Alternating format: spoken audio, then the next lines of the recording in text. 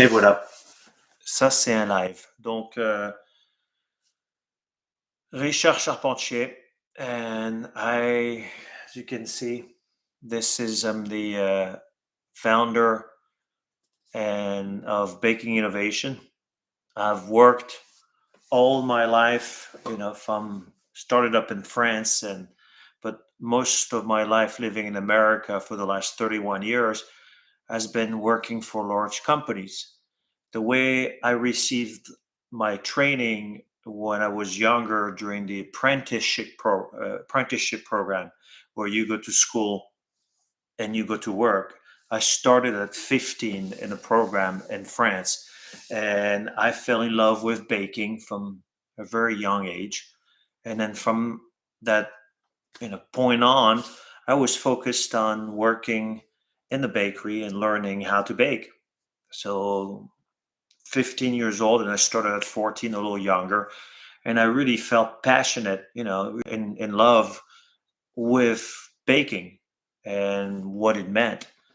And little did I know at the time, yeah, it was fun, but over the years, I've, went further with baking than ever before.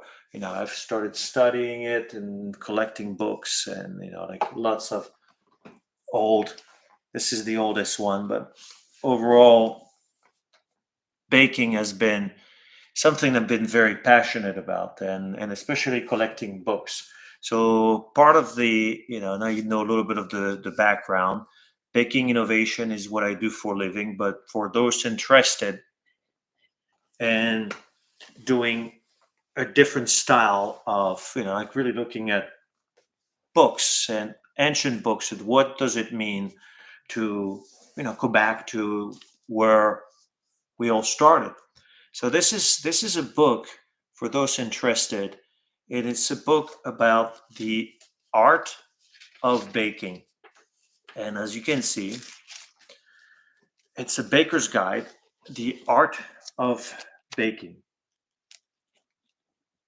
And this book was written in 1870 in Boston by this gentleman, John Wild. And John, as you can see, he had his picture printed in the book.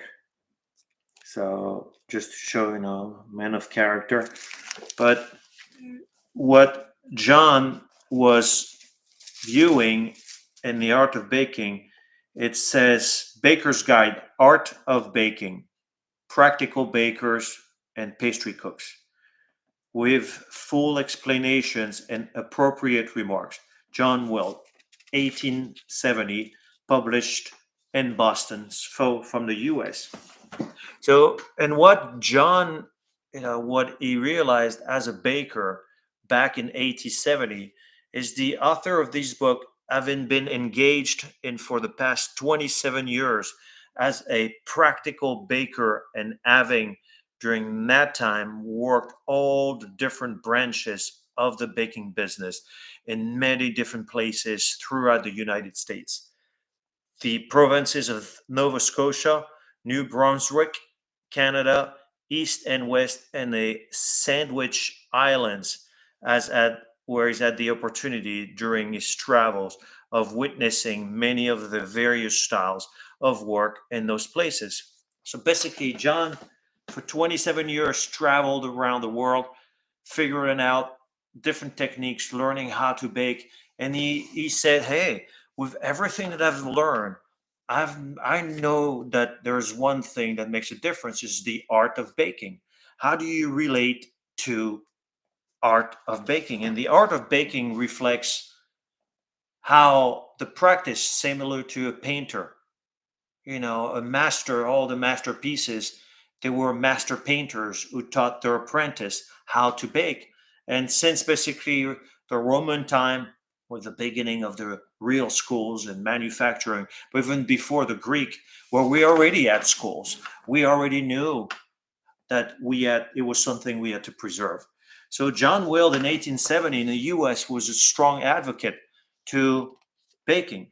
And the book is filled with recipes and he talks about the trade, that the trade of baking is very important, and the trade of baking has been extremely important throughout centuries.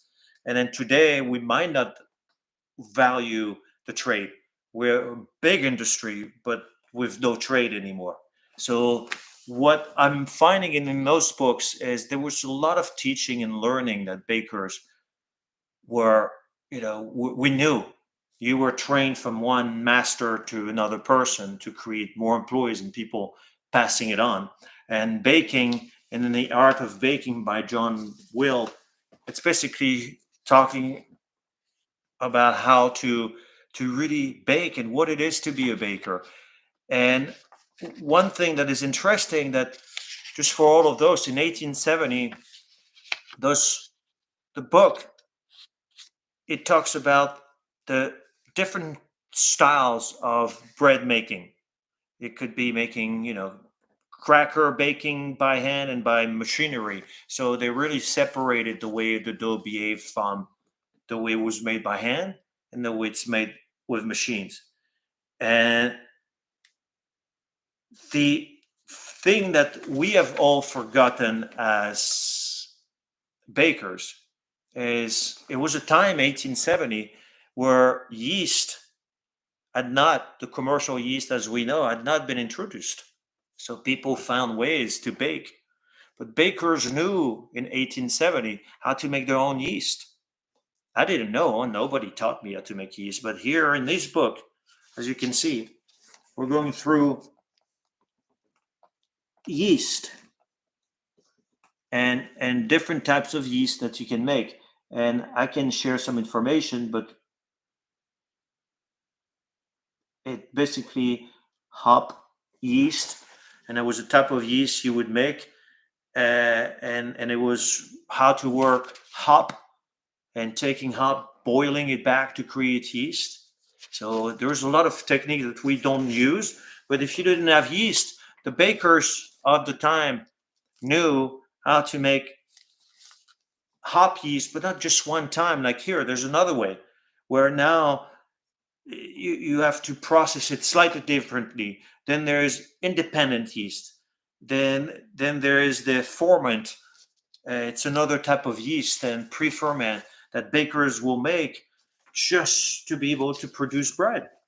It was a time you didn't call your yeast supplier and say, "Hey, send me a truckload or send me my yeast," and your yeast comes even one box, or the dry instant, which is granulated dry.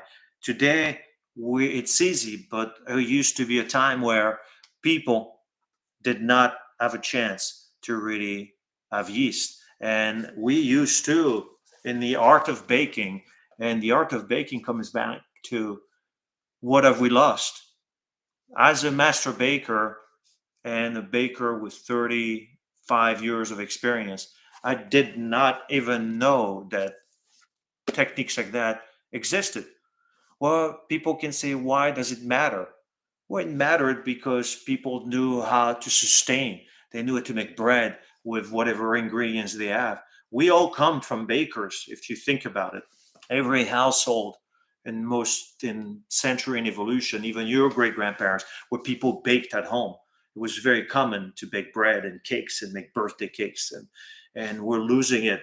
But baking was, we come indirectly all from bakers. We all have someone in our family, even through our grandparents and families and heritage, who baked, who still bakes. So just wanted to share the information. The Art of Baking by John Wald. There is loaded with great recipes, and I'll just show you if I can find a way to.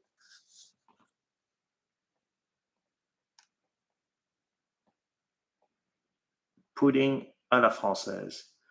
And it's tough to, there you go, pudding à la française, and it's like different pudding recipes, which were very common at the time. So how did we make desserts?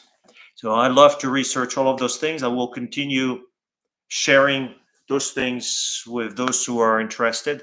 Start doing some live and recording books on YouTube. So for those who are interested, and I'll do reviews of book, and I have plenty more to go through. And I'm constantly talking about different books and their interest to current bakers today.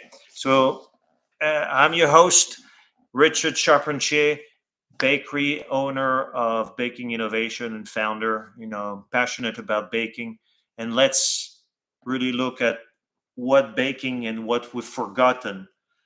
Even though today we think we know, there's a lot of things we don't know, and that's what I'm here to talk about. For those interested in baking. So until next time, thank you for watching, and we'll see you soon. Bye bye.